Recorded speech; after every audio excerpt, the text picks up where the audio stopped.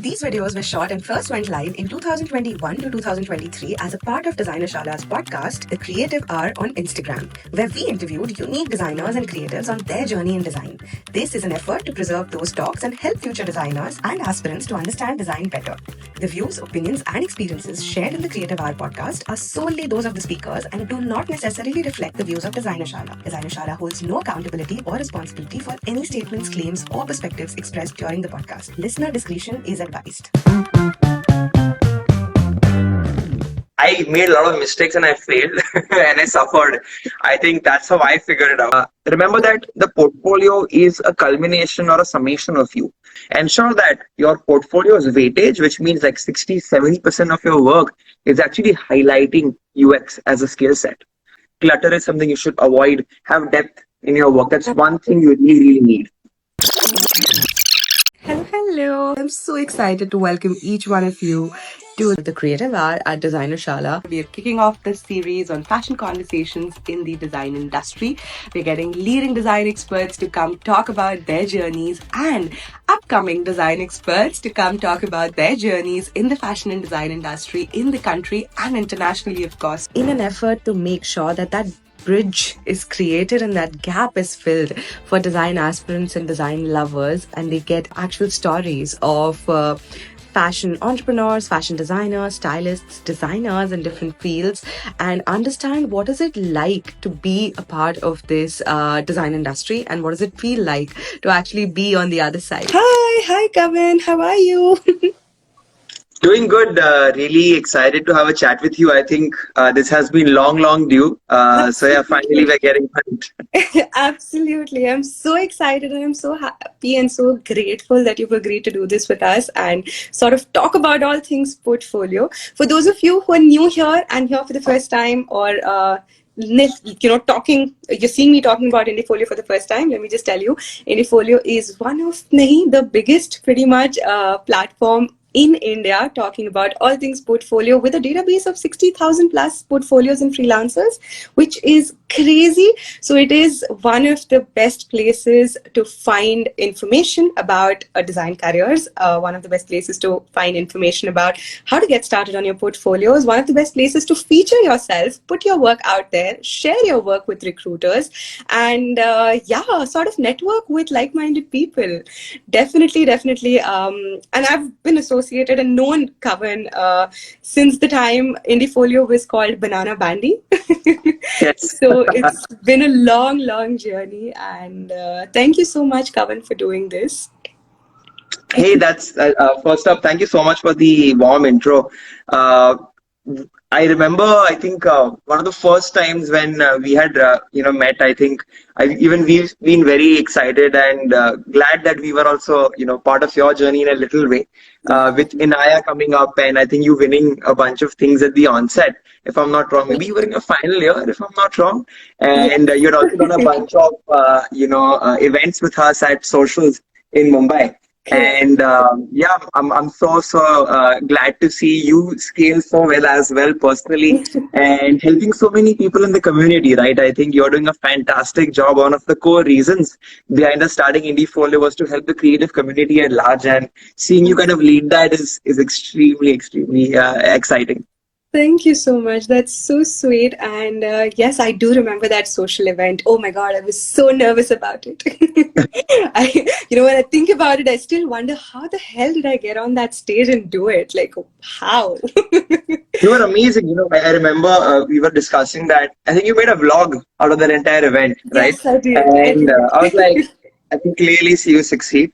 You've made a blog, you've made a content piece, you've put it everywhere. I think, as we know now, that's what everybody does. So you had a head start. That's good stuff. Thank you so much, Kavan. Thanks so much. Let me straight dive into now, the core reason why we are here today, which is, of course, to help the community at large and also answer all the questions that a lot of these budding designers and creative people out there on Designer Shala's platform, and I'm sure we're doing this with Indiefolio.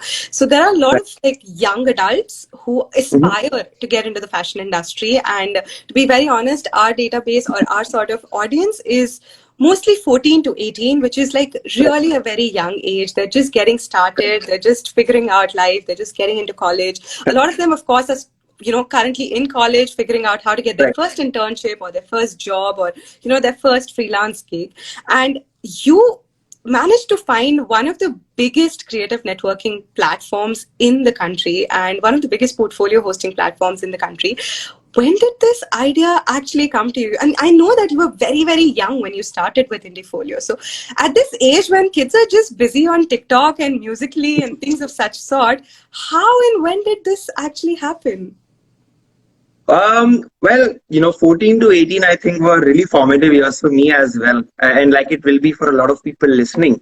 Mm-hmm. So to give you some context about who I was, what I was doing, I was generally extremely enthusiastic about starting things up, taking ownership of certain things.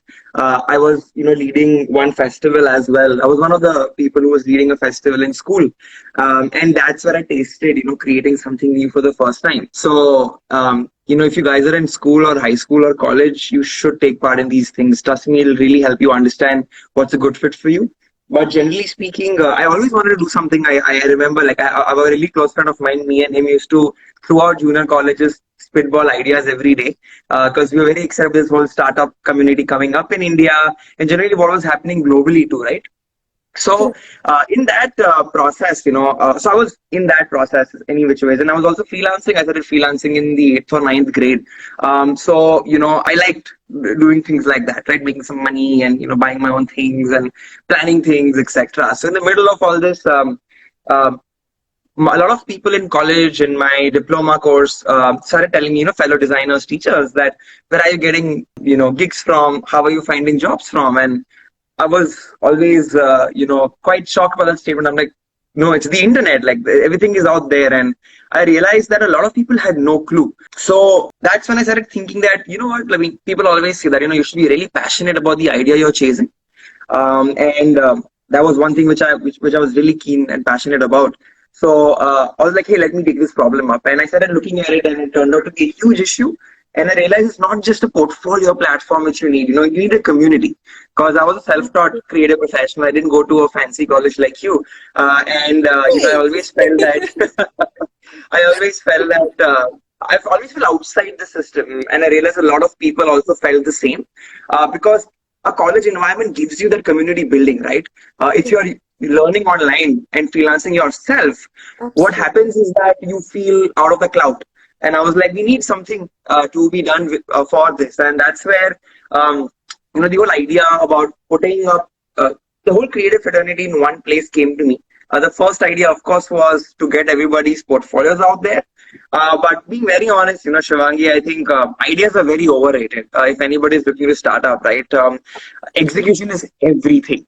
From the time I thought of the idea till I put something down, till I discussed it with my co-founder, who was potentially my co-founder that time, Shashank, to getting the first set of users and getting feedback from them. Our ideas is constantly being changing, and with the pandemic struck, we recently launched something exciting which I was discussing with you. So yeah, it's always under an evolution, the idea, because of the team and the way the market really changes. But yeah, that's more or less the story. It was a personal problem. I wanted to create a community for designers in the country, self-taught designers specifically, I'm glad that my parents supported me and they were like, fine, go do what you want to do.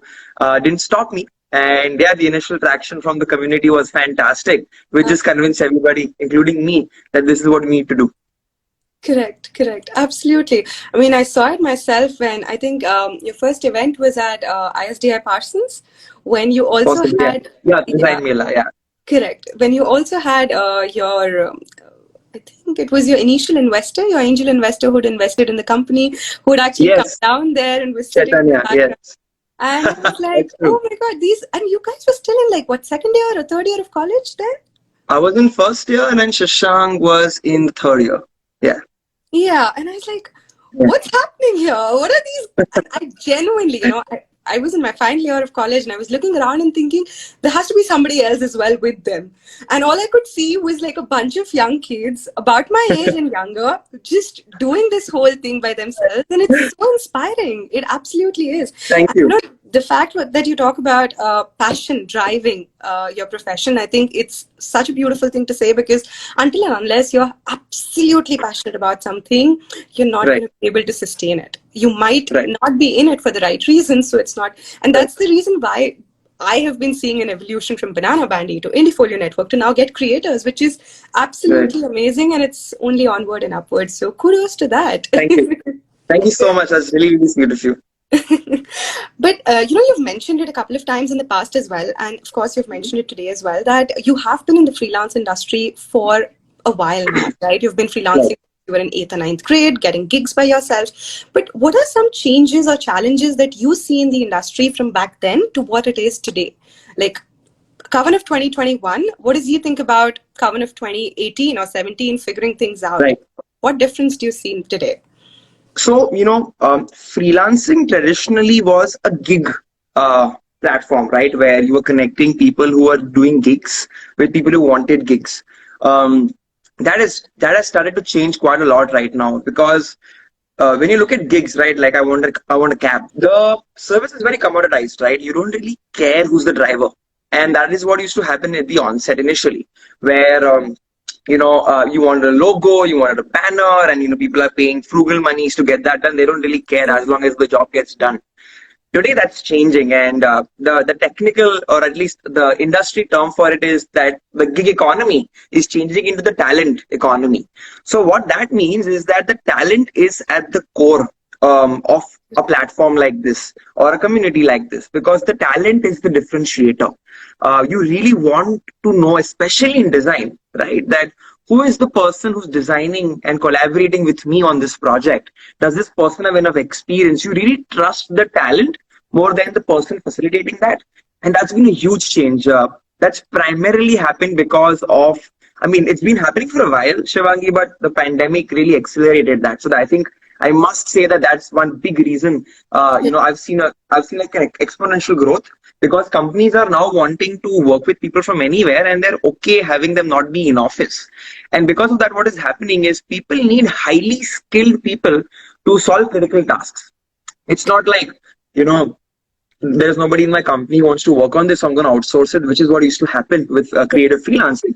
Now it's become like, I want an expert. I'm great with tech, I'm great with marketing, but I need somebody who can lead design for me. And let that person work for me for 3-4 hours and let him have his own life or her own life. And that's been a crucial change, where more specialization, more high skill critical jobs are available in the market, and people are really bothered about what talent they're working with, as compared to it being a very commoditized field like it was before. So that's been, I think, the biggest change, which I'd like to highlight. Absolutely. And I think that's so valid. Like previously people didn't really care about who was doing the job, for them. And Right. that's correct. Right. And today it's all about who is doing it. We Right. first need to be on the same page. We need to understand. And Correct. of course, I think as a freelancer in India or anywhere in the world rather today, the privilege that you have to pick and choose your own clients and work with the kind of people you want to work with and set your own boundaries and set your own timelines. I think that wasn't really the case previously. Of course, the whole factor that freelancers have also become a lot more serious about it than they were Right. in the past. Because previously people were just cutting corners, making just, a little bit of extra money on the side is what was on the mind. Today it's more about Correct. actually doing, like, they're considering it to be like a full-time business. Right. I think that change Right. also is something that's very, very evident, and which is great. But with the competition, with an awareness, thanks to social media, thanks to the internet generation, Right. there is a lot of competition. It's at an all-time high. And as somebody who's got a data pool of like 60,000 plus creators on your platform, how do you differentiate between a portfolio which converts and one that doesn't? How do you differentiate between Right. a designer whose work is sort of, at par with what you want, or somebody who's doing something extremely amazing? And how do you decide on that? And how do you Right. sort of cut through that competition? Right. Yeah, so I mean, we are a platform with, by the way, about 100,000 plus portfolios now, and about 80,000 designers. So, yeah, great stuff from the team actually. Awesome. To answer your question, I think it's a long list, but I'll try to be, as brief as possible. I think one crucial thing which people which differentiates somebody is depth in their work, right?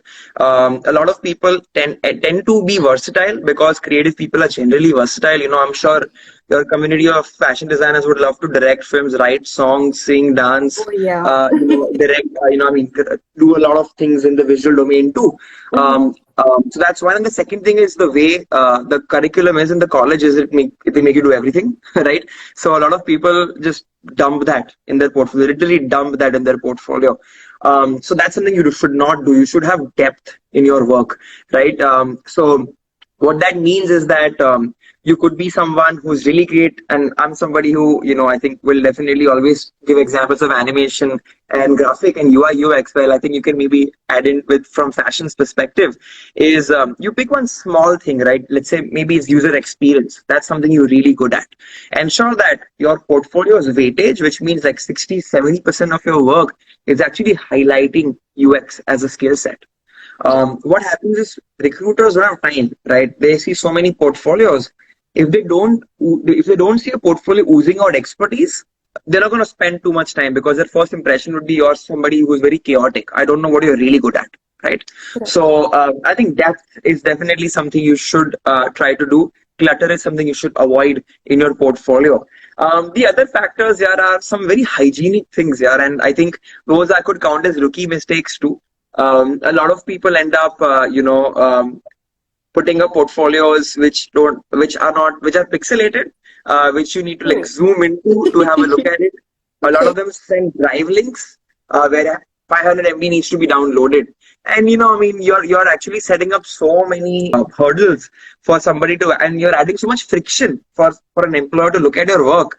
You're going to be rejected without even you being vetted. Remember that the portfolio is a culmination or a summation of you. You may be damn good, but if your portfolio doesn't show that, you're not going to even get the opportunity. The good and the bad thing about our field, Shivangi, is that our work is very visual. So it is easier for us to go up the ranks. It's easier for us to have less experience and get high quality gigs. But it also means that our work is always visual. It's a double-edged sword, which means that if you've not done a good job there, very superficially, you'd be, prevented from actually even talking to the employer. So, I think at least from a highlight point of view, I'd love to highlight depth. Have depth in your work. That's one thing you really, really need. Absolutely. And that's something I keep telling my students as well, that add a niche to what you are doing. Right.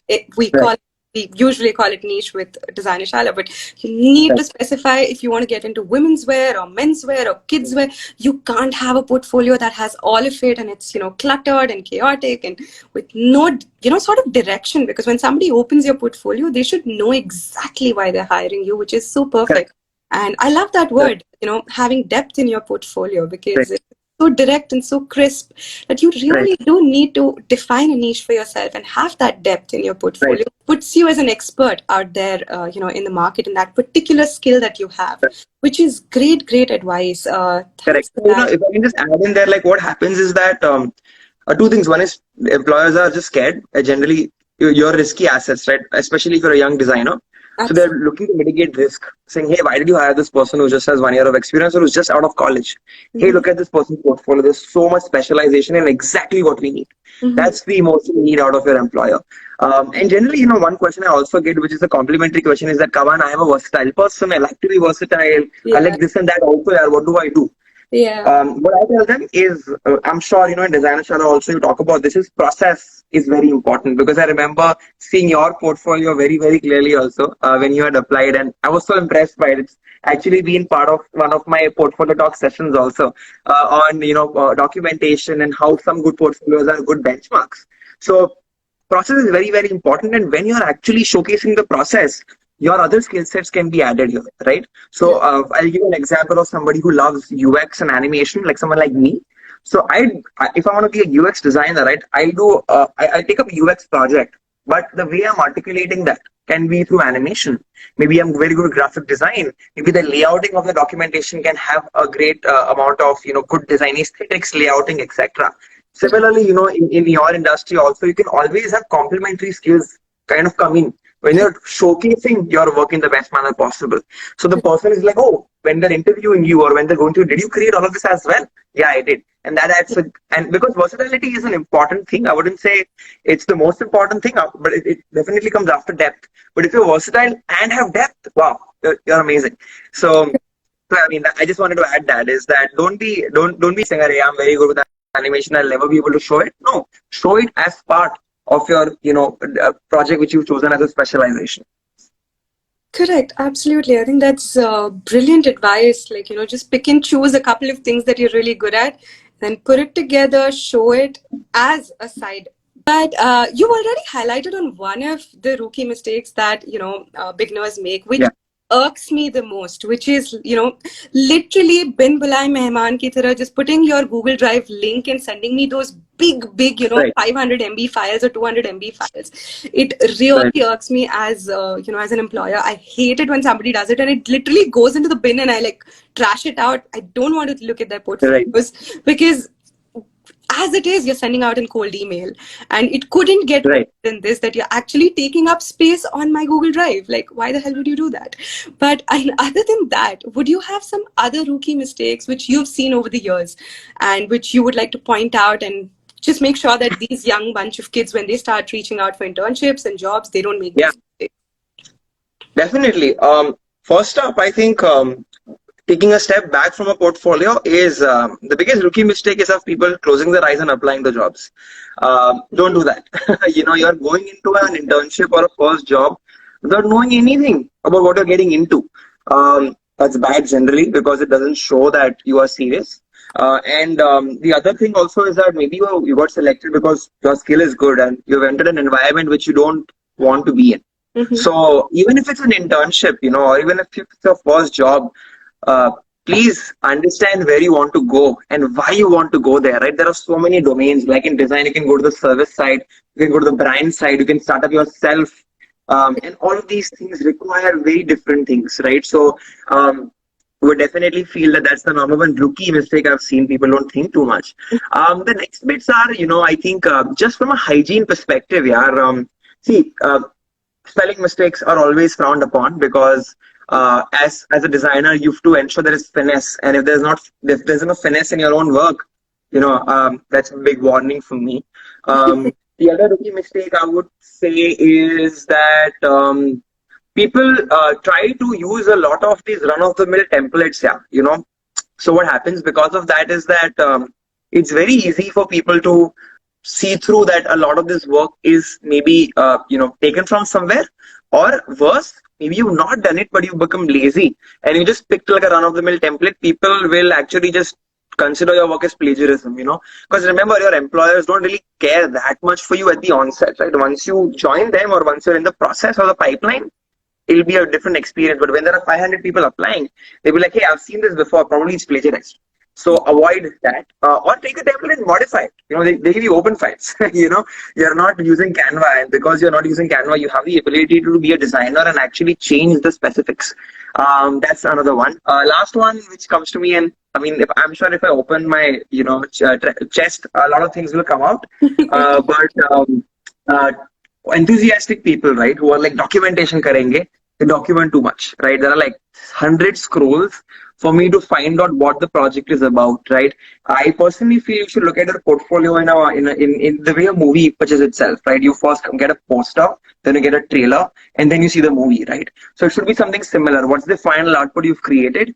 A blurb on what it is, why it is, what, why of it, and then you can go into the whole process. And do storytelling to the process, right? Don't just dump it. I've seen people, especially in fashion, actually, I've seen a lot of long portfolios, right? Where, you can create a GIF. You don't have to have people scroll through 20 spreads just to see your, various iterations and, rough sketches.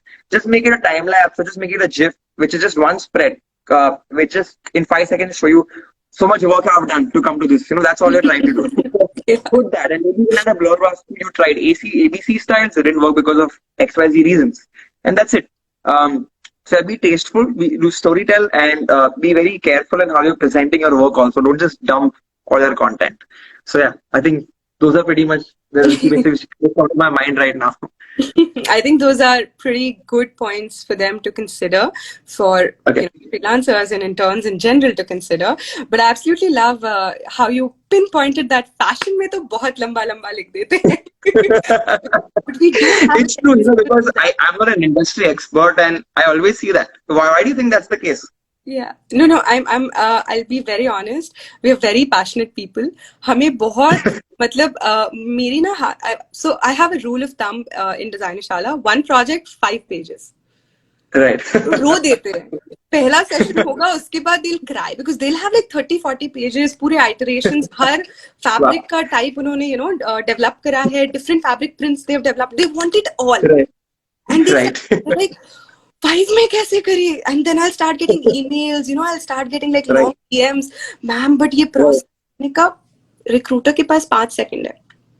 वो 5 second में अगर आप 5 page दिखा सकते हो तो वो देखेगा, वरना नहीं देखेगा. तो रो के they will push it to 7, but at least from 30 they'll come down to 7. Correct. So that in itself is like, but it's very difficult, for fashion. I feel बहुत ही अलग ही passion होता है हमारा. We want to put as many things, जितने हमने rough, drapes करे हैं, जितने हमने muslins develop करे, because again, it's also a lot of like handwork, right? It's a lot of embroideries, it's a lot of like draping, it's a lot of like fabric manipulation, and they want all of it to go. Because they're very enthusiastic, they want to show it all. They want to show we did like 20,000 things. But I think that's a great insight that, next time I could tell them, just make like a GIF for 5 seconds and put all of it in. Right. If you're happy, if they're interested, they'll look at it. If not, like, at least you're happy. Awesome. I'm glad I could help. Absolutely. So tell me something, when you start out, of course, as an intern, when you're applying, you're just going there to learn, right? You're at a learning curve. You're just signing up for your first gig or your first internship and just going with the mindset that you want to learn. But over a period of time, today, more than ever, I feel design students want to get into freelancing.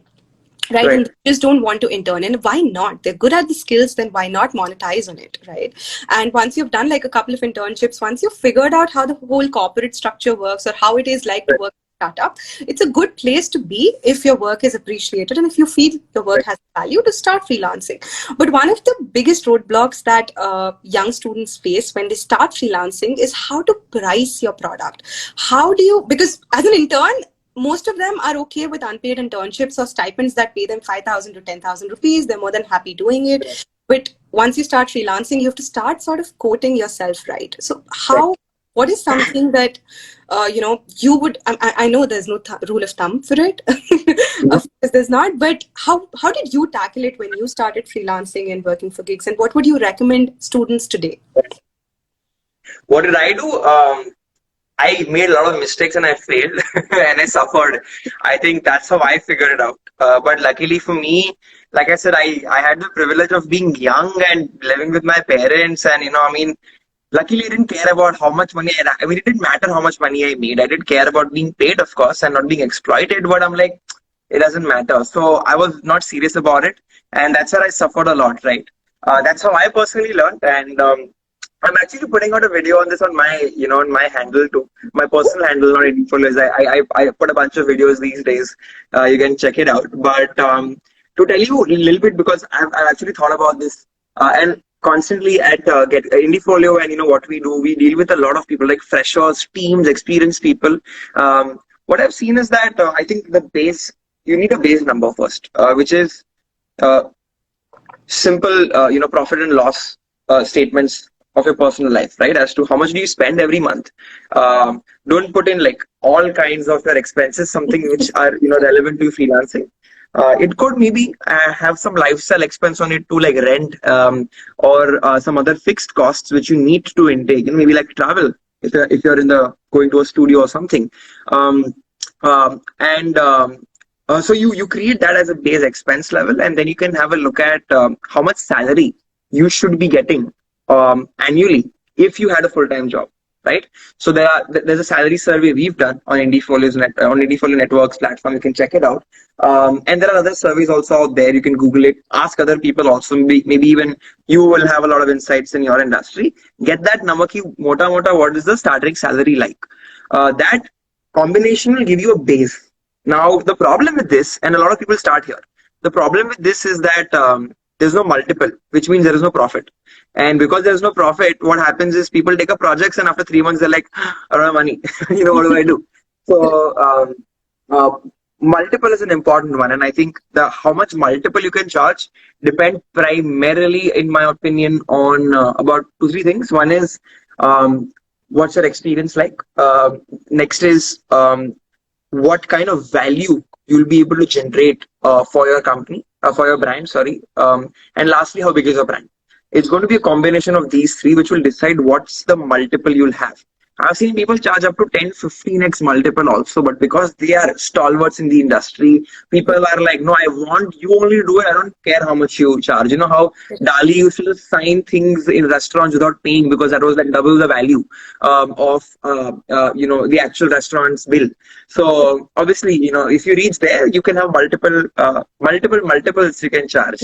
But at the onset, I think a 2x multiple is the bare minimum, right? So, for example, if you are just starting out and the average base CTC somewhere around 25 to 40K, depending on where you are, who you are, where you come from and who you are, you're looking at a 70,000 rupees or rather like a 50 to 60,000 rupees on average every month, right? Which you should be making. You divide that by 30. You'll get like your day cost, and then you assume that, okay, if I get a project, how much time am I putting you? Am I putting 1, 2, 5, 3 days, weeks? That will help you determine that money. Now, one biggest mistake I have made and one realization I've had over time, which a lot of people don't talk about, which is what my video is going to be about, is opportunity cost. Right? People don't understand opportunity cost. So what is opportunity cost? It's the value you can generate if you have done something else, or it's actually kind of like FOMO. You're like, what are you missing out on? Absolutely. Right? So as a freelancer, that's very important because we are not in the industry where paisa kam mil raha hai, so I'll put less creative juices on it. That's not how it works. Our brains don't work that way. Yeah. If you're taking a 1 lakh rupee project or a 3 lakh rupee project, the effort from your end is going to be the same, right? So you have to understand where you're working, and you have to understand that if this project comes in, what's the opportunity cost? Is this project taking up all my time? Is this project easy? So I can do 5 more things with it. That will also help you determine your cost. So there's no thumb rule, like you said, it's a bunch of these things, but ensure that you have a base number, right? Because you should be hitting that number. If you're freelancing as a fresher and you're not making 30K a month, that's troublesome, because you should ideally be looking to make around 60,000 rupees. So if you're not even making 30, that's a problem. So yeah, I mean, that's the way at least I go about, pricing things. Correct. Absolute gold advice. Thank you so much. You run an enterprise today with a team that's sort of growing every single day. And as a recruiter, I'm sure you face a lot of people who want to work with Indiefolio Network. And I'm sure that wasn't the case 7 years back when you had started, 6 years started. But today, I'm sure people are dying to just associate themselves with you, work with you, maybe as a freelancer in some capacity, or work with your network as a full-time employee. What are some of the key things that you look at as a recruiter or as an employer when you are hiring people or interns? I think number one would be enthusiasm. Yeah. Enthusiasm is very underrated. If you're enthusiastic, I think we can figure out everything else. It's what I personally believe, right? You can learn more. You can change your expertise maybe, or improve your expertise. You can do all that. But yeah, enthusiasm is number one. Number two is domain expertise, of course. How good are you for the job you've been hired for? And third is communication skills.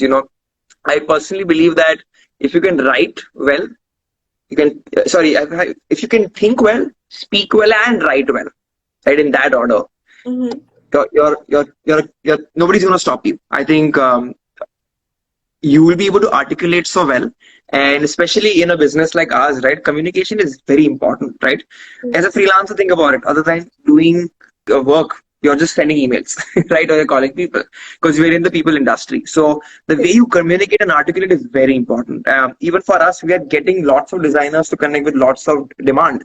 So because of that also, most of our work is actually matchmaking, which is through communication only, and curation. So it's very important for us to get basically communication skills, domain expertise, and enthusiasm right. To add in generally from a recruiter's perspective also, because I've also been at the intersection of, recruiters and designers wanting. to kind of work with them at various levels. Like we've done like 1 CR per annum jobs also. We've done like 30,000 rupees per month jobs also. So in that domain, what I've also seen that um, you need to have like a inverted, you might have seen that T philosophy, T skill set, right? Where what happens is that this is how your skill set should be. This is your depth. You should be very good in something, while the remaining two things on the side are your complementary skills, right? So, for example, fashion designing could be Shivangi's core, but marketing and business are things which you do very well too, which makes you, somebody who's very special, who's differentiated from other people. So, everybody needs to have that, right? Be it your business domain skills, be it your technical skills for which you're giving your professional services in. I look at these aspects mainly. There are other topics, other points which we could delve in, but I think these three are definitely something you should look at. To add in the enthusiasm point, actually, because we discussed it earlier on also, if you really come to an interview without knowing much about the brand, right, that kills that kills a lot of that just kills the vibe, in my opinion, in the interview. I'm like, okay, you don't know anything. I must say I have had people who had little clue but have joined us because they've been exceptional people.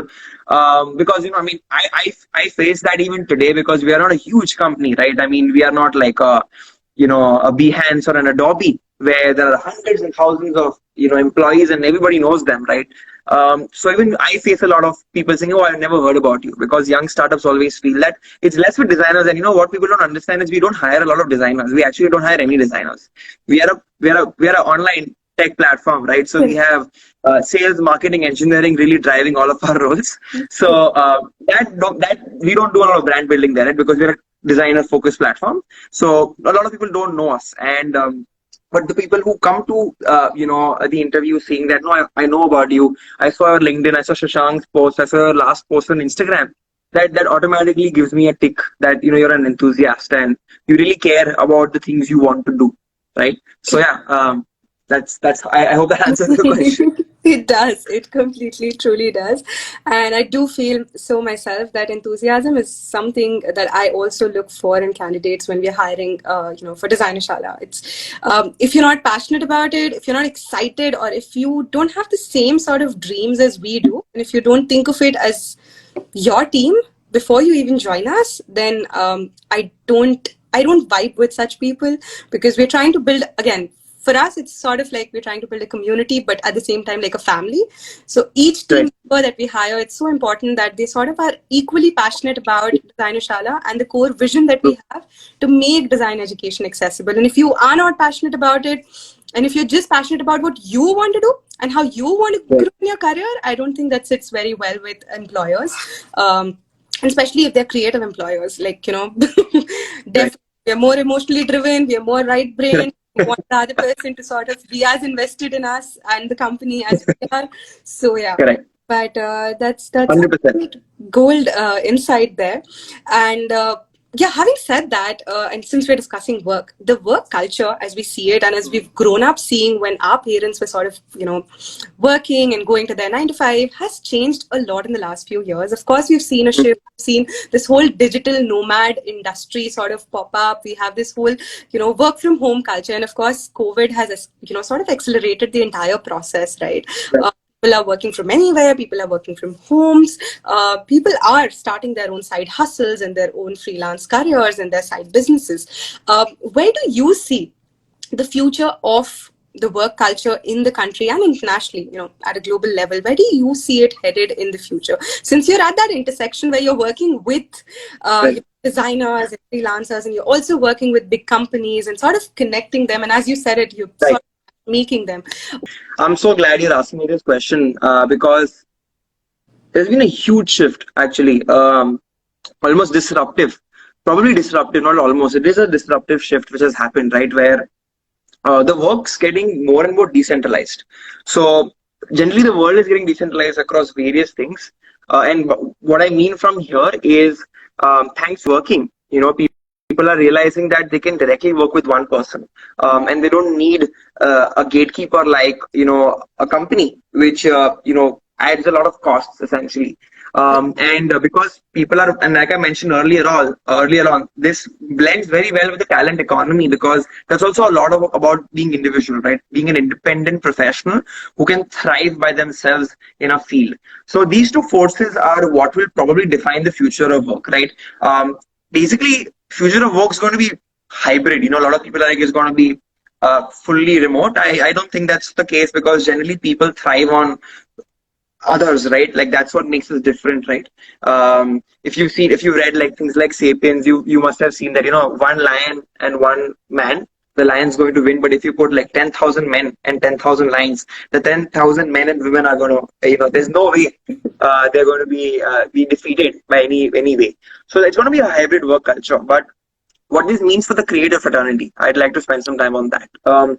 People generally are now wanting, because of remote working and the infrastructure being so good, right? Like you and me are doing this live. People are just used to being like, I'm just going to pull up a video call and I'm going to talk to people. Like, that didn't happen before. Just remember, you never did that. Google Meet, Zoom were there, but nobody really used them as much as today. Absolutely. The infrastructure is all set for people to collaborate with other designers now. And because we are in a very fast-paced world, people want design when it is needed. And a lot of brands, as you know, especially in my field, right, which is visual communication and product, everybody needs to go online today. Everybody needs to market themselves today, but it's not always a necessity.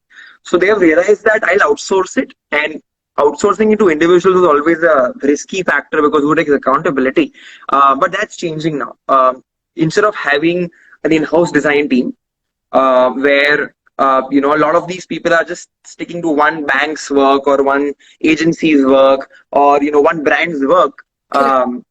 They've realized that it's a spontaneous need. I'll take them when I need them, and I'll scale down when I don't need them. And even freelancers now pick and choose what kind of opportunities they want and collaborate online effectively. I think that's been a huge change, and the future of creative work will be very on demand, where the vision for us at least is, which GetCreator by Indiefolio is a validation to it. Again, if you go to my profile, not Indiefolio's yet, but if you go to my profile and just check the link tree, you'll be able to see some information there. If you want to even apply as a designer, you could do it.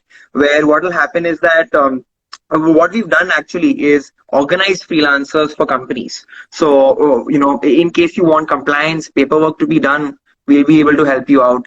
If designers want to negotiate more effectively, we'll be able to help you out. If you want consistent income, we'll be able to help you out there. Where the vision is you toggle that you're available, the right amount of opportunities, depending on how available and when you're available for what you're available, will crop up. And we'll help you kind of match you. That we are not there yet.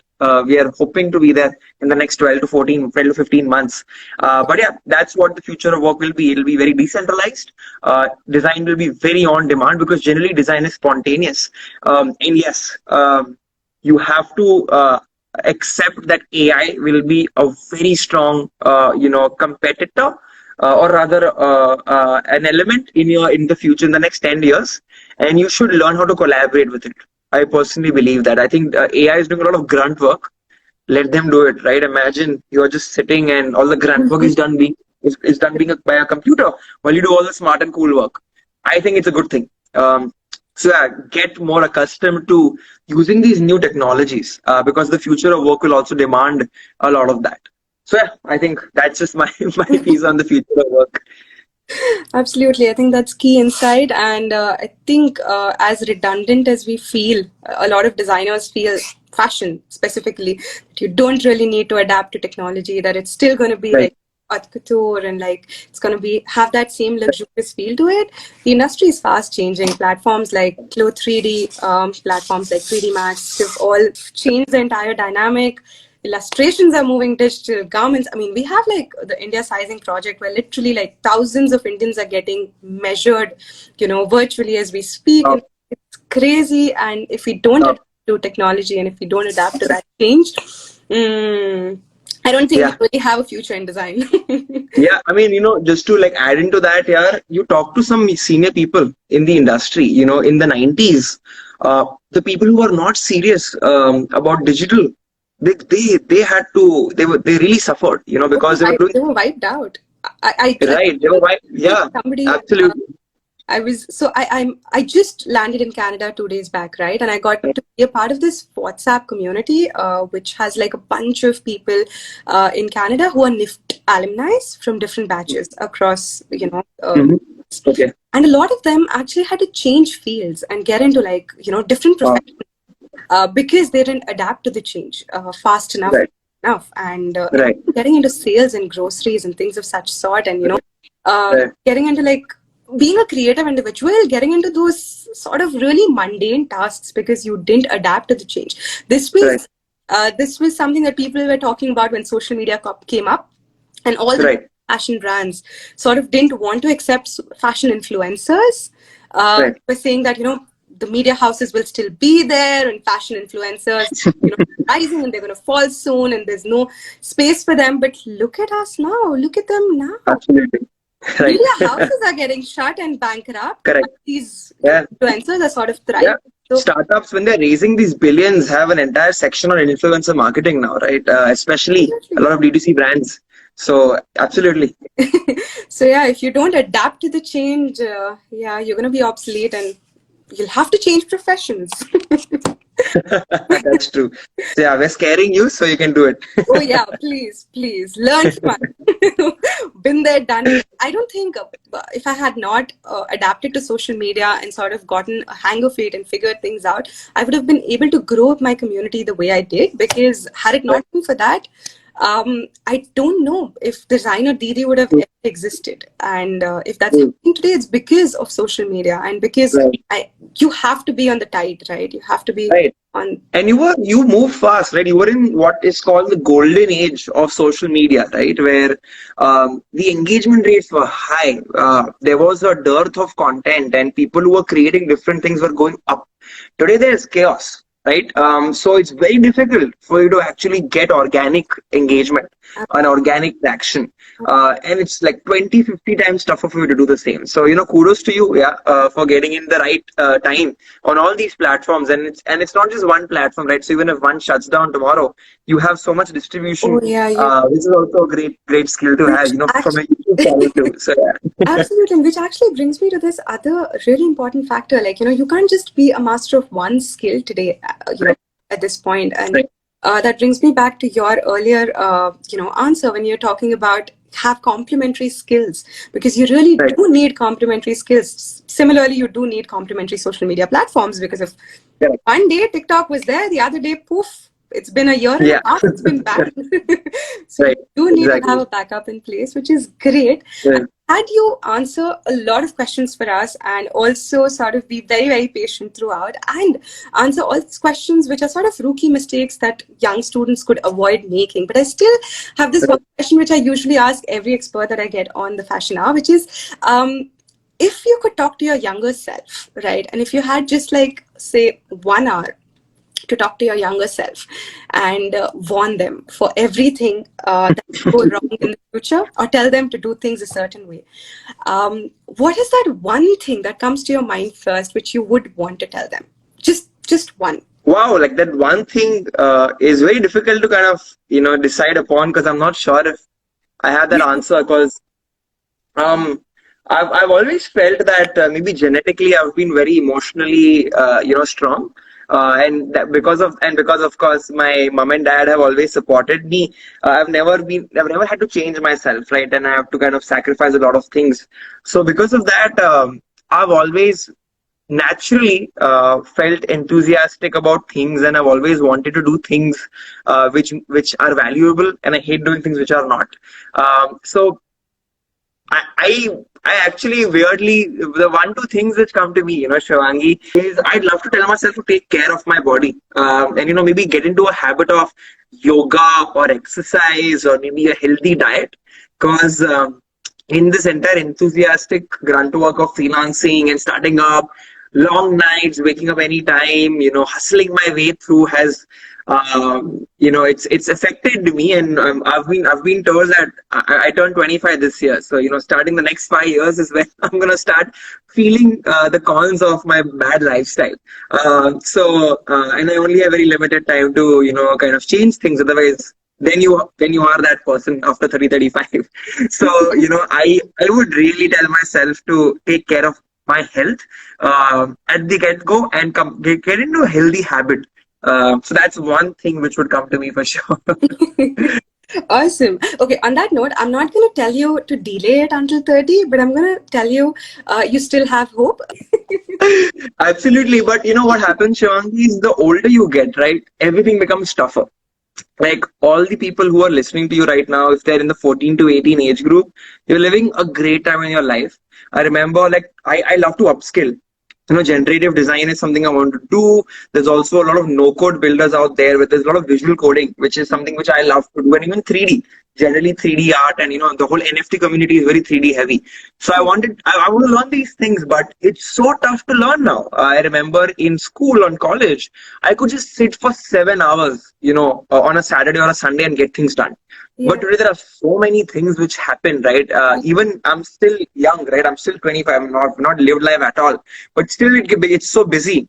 5 to 10 years from now, I may have a family and have to take care of that. And then 10, 15 years from now, I might not have the physical strength or the mental strength to do that. So when you're 15 to 20, that time is a fantastic time for you to grasp so much information. So yeah, 100%. I mean, I'm not losing hope yet. Please do. I'm gonna start working out from Monday, as everybody says. So, yeah. Let's see how that goes. Couple of hours for Monday to happen for you. Yes, that's true. Okay, awesome. How to reach big brands through emails? Cold email. Right. Yeah. Wow. I love that question. Very underrated. It's called inside sales or direct sales in a technical term, right? Mm-hmm. Cold calling and cold mailing is the number one way you're going to get opportunities, right? Mm-hmm. Put yourself in the shoes of the employer. I've seen people talk about their entire biography of who they are. Nobody's interested in that. I have done some videos about this, and you may find it on my channels, but I have a template where you actually start off by introducing yourself in a line, and you have some contextual point at the onset, right? Saying if you're working at, let's say, Google, or you want to work in a fashion label, maybe you saw something which you really liked. Maybe they won something. Maybe they got called out by someone. I don't know. You just highlight that aspect and agree to it, right? As to why you really feel. And I'm guessing that's one of the reasons you are also applying to them. So highlight that point. That will show that you care about the brand. Correct. Next up, tell them very pointed feedback, right? As to why do you want to work, as what, and then leave a link to one link to your profile. It could be your LinkedIn, it could be your portfolio, it could be your own website where your LinkedIn and portfolio all is embedded. But yeah, one call to action, no attachments. One call to action, no resume. One call to action is what I really recommend. And leave it at that. A mail which is this big, which falls under one scroll, will prompt a reply immediately. As compared to something where you get cognitive load the moment you open saying, it's too long. Either I'm going to not see it, Yeah. or I'm going to reply to it later on, and then it gets choked in the email inbox. So that's, I think, one way to reach out to people. You can use hunter.io if you want anybody's email ID. Check it out. Guys, make notes.